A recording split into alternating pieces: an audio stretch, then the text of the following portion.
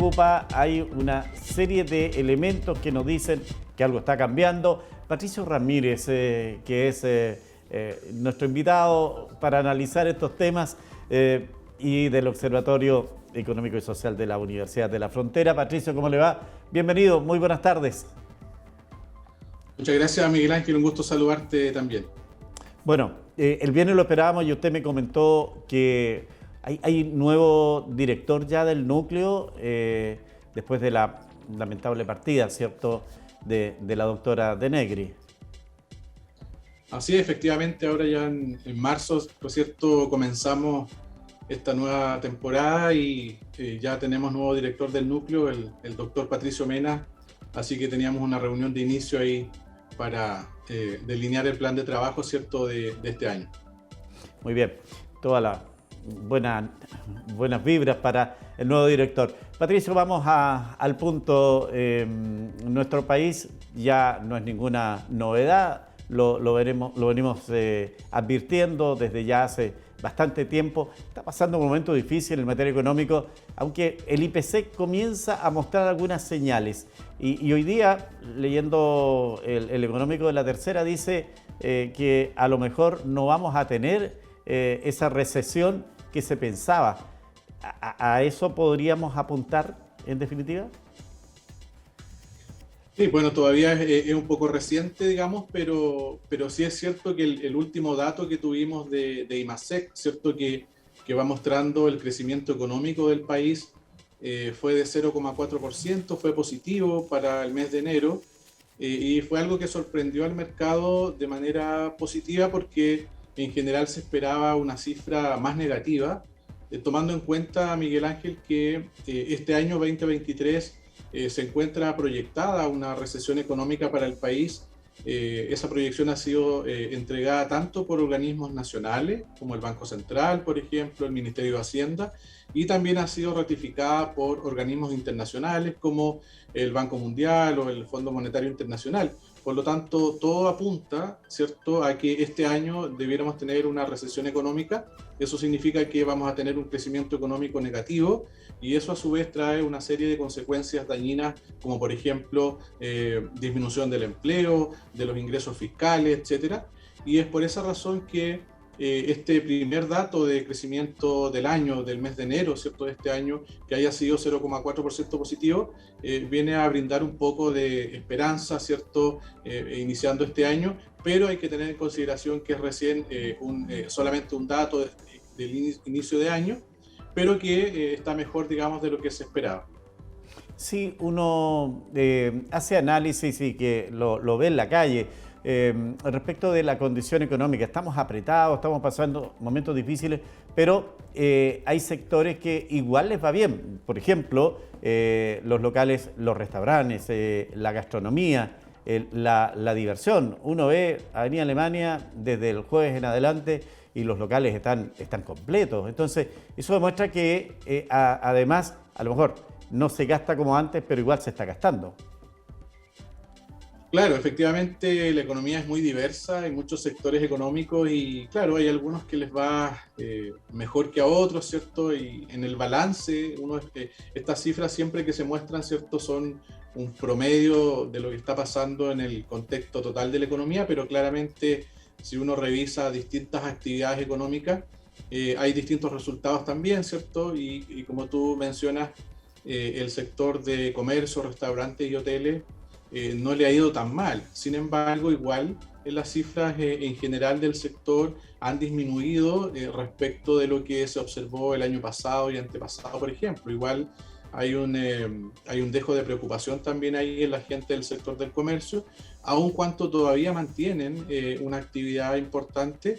Se nota, digamos, las cifras así lo muestran, una disminución respecto de lo que venían siendo los meses y el año anterior.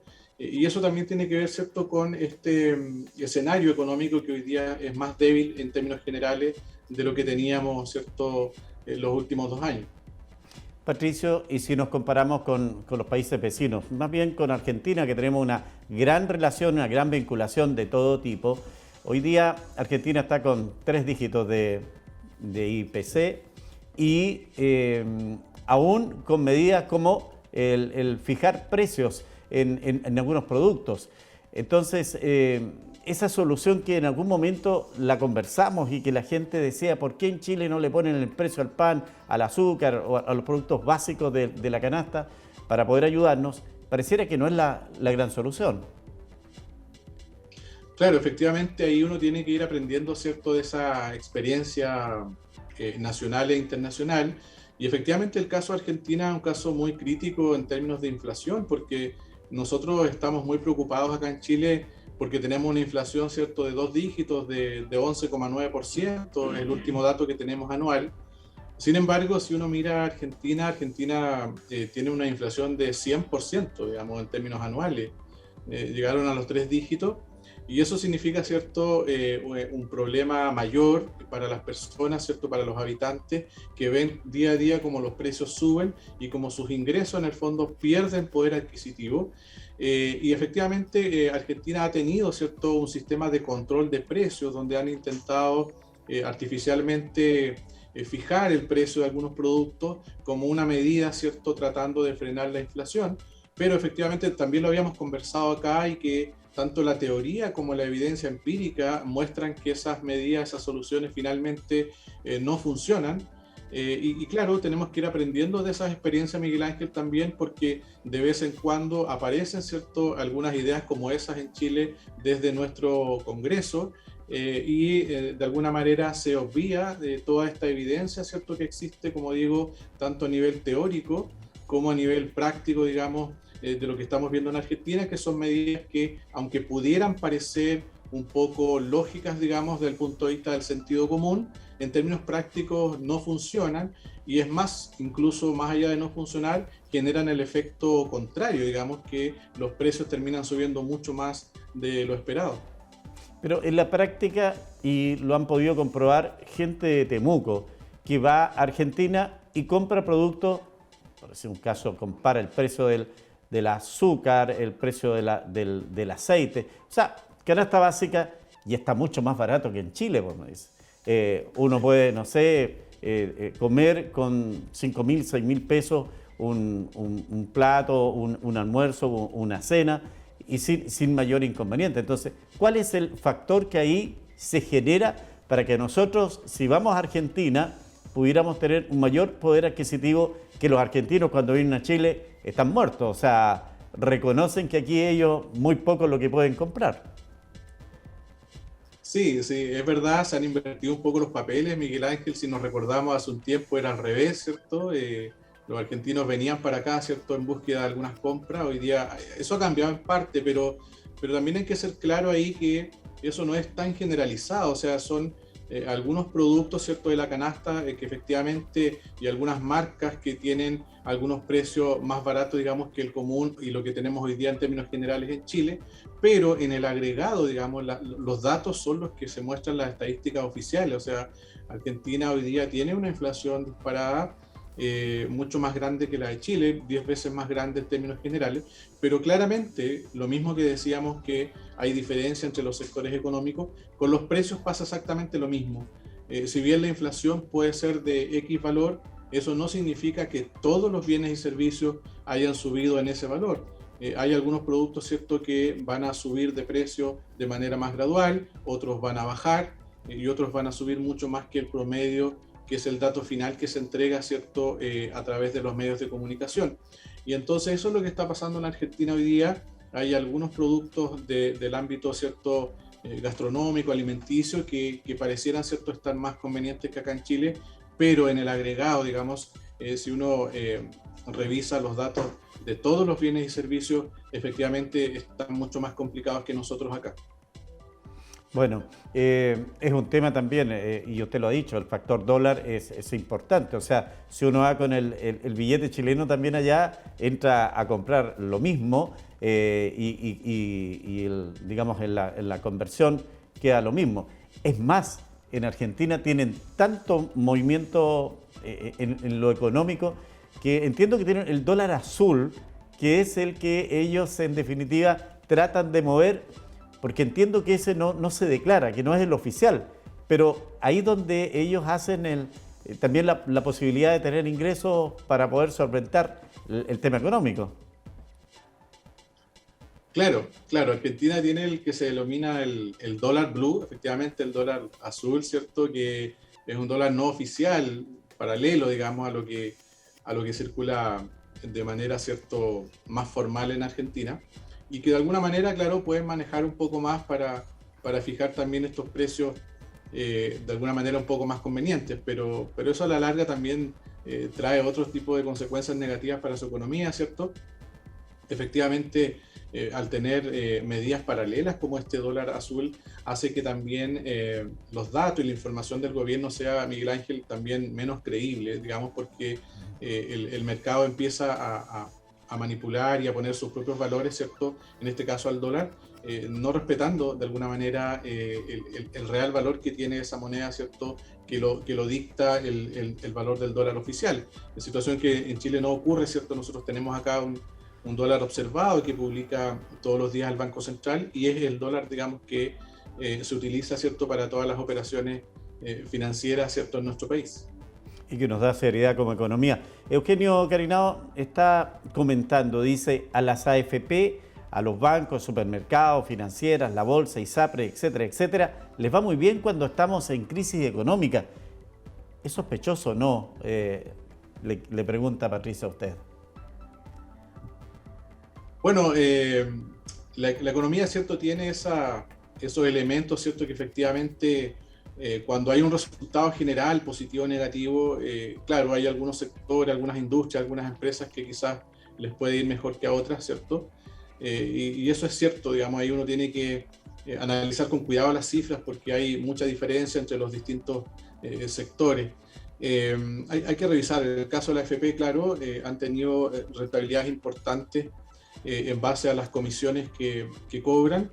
Es algo que lo hemos conversado también, que no tiene que ver, ¿cierto?, necesariamente con el resultado que han tenido los fondos de pensiones de las personas. Y uno entiende que las personas tengan, Miguel Ángel, siempre esa duda, esa inquietud, ¿no es cierto?, esa cuestionante hacia el sistema de AFP, donde uno ve que obtienen rentabilidades positivas y que los fondos de pensiones muchas veces caen.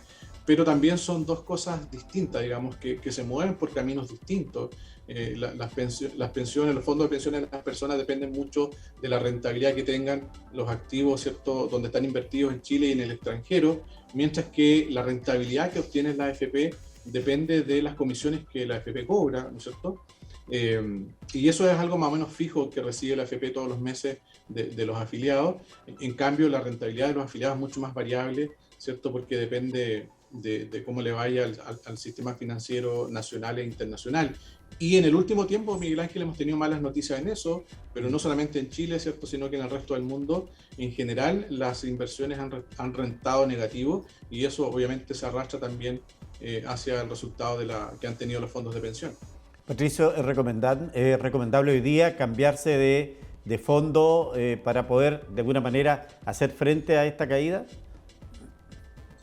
Bueno, ahí igual también hay que ser cuidadoso con las recomendaciones generales, ¿cierto? Porque en realidad depende de varios factores.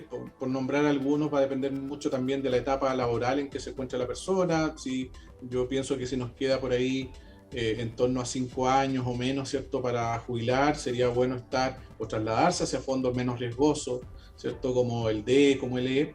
Pero si son jóvenes o todavía están en la mitad de su vida laboral, hay que aguantar, ¿cierto, Miguel Ángel, estos chaparrones negativos porque en el largo plazo esto se supera y la rentabilidad va a ser positiva. Uno siempre se asusta de los resultados mensuales, pero en el caso del FP uno tiene que mirar esa inversión a largo plazo. Uno está ahorrando ahí para jubilar, ¿cierto?, luego después de 20, 30, 35 años de imposiciones, por lo tanto hay que mirarlo con ese horizonte de largo plazo y podemos tener un año, medio año, ¿cierto?, negativo, pero en el largo plazo las cifras van a ser positivas. Eso muestran hoy día los datos de AFP cuando uno mira, ¿cierto?, las rentabilidades de largo plazo que el sistema ha tenido desde que se creó los multifondos en 2002 hasta ahora. Los resultados son en todos los fondos positivos. Ahora, cuando uno hace la mirada más corta en los últimos meses, 3 meses, 6 meses, claro, nos encontramos, ¿cierto?, con algunos fondos negativos, pero repito, uno tiene que mirar y tomar decisiones pensando en el largo plazo, ¿no es cierto?, no solamente en la coyuntura de corto plazo. Patricio, junto con esta inquietud en el tema de rentabilidad de la AFP, también viene lo que dice en relación con las ISAPRES. Se ha conocido que una gran cantidad de afiliados al Servicio de Salud Privado a las ISAPRES hoy día está migrando a FONASA, en una situación que se entiende puede ser muy compleja para quienes ya están en este sistema de salud estatal. Así es, efectivamente, eso le podría generar, ¿cierto?, una presión muy fuerte al sistema de salud público, que ya sabemos, ¿cierto?, que lamentablemente no funciona con la eficiencia que uno esperaría, y por lo tanto generarle más presión donde se puedan trasladar una cantidad importante de personas preocupa, digamos, si es que esa situación no se toman las medidas necesarias por las autoridades. Y además que recordemos que en general las personas, ¿cierto?, mayores o que tienen preexistencias de enfermedades, también les va a ser mucho más complicado poder, ¿cierto?, tomar seguros complementarios o buscar una solución, ¿cierto?, para su salud. Entonces, esto yo pienso que más allá que mirarlo como un sistema privado o público, ¿cierto?, hay que mirar también el bienestar de las personas y qué es lo que va a pasar, ¿cierto?, con toda esa cantidad de personas que en el caso que desaparezcan las ISAPRES tengan que ir a parar al sistema de salud público. Es un tema muy complejo que da para largo y es de esperar, ¿cierto?, que sea tomado por las autoridades con la responsabilidad y con la mirada de nuevo de corto y largo plazo que merecen estos temas tan estructurales, Miguel Ángel, como son la salud. Esta idea del FONASA Plus, que se ha conocido en las últimas horas, ¿podría ser una posibilidad de solución? Podría ser, yo pienso que es positivo en la medida que al menos se están planteando algunas alternativas, Miguel Ángel, respecto de este problema, porque al inicio derechamente no se planteaban este tipo de iniciativas, simplemente se decía que había que hacer desaparecer el sistema privado de salud y que todo debiera ser absorbido por el sistema público, pero bueno, ya hemos conocido, ¿cierto?, que diferentes análisis muestran que eso sería bastante complejo y por lo tanto este sistema de FONASA Plus pudiera ser también una de las medidas que ayude a que este tránsito, ¿cierto?, a esta transición sea, digamos, que no tenga tantos costos para aquellas personas, ¿cierto?, que sean más vulnerables, como te decía, que principalmente son las personas de mayor edad y que tienen ya preexistencia, ¿cierto?, en cuanto a enfermedades, que a ellas les va a costar mucho más incorporarse al nuevo sistema de salud, porque en general los jóvenes, ¿cierto?, o que no tienen muchas enfermedades, quizás tienen menos problemas de incorporarse, digamos, a cualquier sistema. Bueno, las preguntas acá y los comentarios apuntan a este famoso sexto retiro y sin letras chicas, me dicen acá, y que mañana debe comenzar a analizarse en el Congreso Nacional. ¿Cuál es la visión que tiene respecto de esto? Bueno, también es un tema de dulce y agraz porque de corto y largo plazo, yo pienso que sin lugar a dudas un retiro, ¿cierto?, genera un alivio momentáneo a las personas, ¿cierto?, que reciben esos dineros y que algunas personas lo pueden usar de buena manera, pero también aquí nosotros ya tenemos experiencia ni siquiera internacional, tenemos experiencia propia de lo que ha sucedido también con los retiros previos que hemos hecho y hemos visto, hoy día todavía estamos pagando los costos en términos de inflación alta, y también, Miguel Ángel, de tasas de interés altas, porque en la medida que la inflación sube, el Banco Central se ve obligado a subir las tasas de interés para frenar un poco el consumo y eso hace que las personas no puedan acceder a créditos, ¿cierto?, de consumo o hipotecario y si lo hacen, lo hagan también a un costo muy alto. Entonces hay que tener cuidado ahí con si vale la pena, ¿cierto?, un nuevo retiro y tener este alivio momentáneo, pero que al final, a la larga, se traduzca, ¿cierto?, en costos mayores, que nos cueste mucho más salir de este escenario de inflación, que tengamos tasas de interés más altas y nos perjudiquen. Yo creo, ¿no es cierto?, en mi opinión, que no se justifica un sexto retiro por todos estos daños colaterales que se generan a la economía. Además que si uno mira los datos, hoy día, Miguel Ángel, de los 11.600.000 afiliados al sistema AFP, más del 10%, 1,5 millones de personas tienen saldo cero en su cuenta. El 40%, cerca de 5 millones, tienen menos de 1 millón de pesos en sus cuentas. Por lo tanto, estos retiros, ¿cierto? Generalmente no van a ser o no serían aprovechados por aquellas personas de menos ingresos que probablemente tienen más urgencia, sino que serían aprovechados más bien por aquellas personas que tienen ingresos y ahorros más altos. Entonces ahí se pone en duda un poco este efecto que pudiera tener. Pero repito, yo entiendo igual a las personas, ¿cierto?, que en el corto plazo o la inmediatez, sin lugar a dudas, esto es un alivio, ¿cierto?, momentáneo, pero que tiene muchos costos de largo plazo, que a la larga, en el suma y resta, probablemente no vale la pena ese alivio por los costos que eso genera. Muy bien.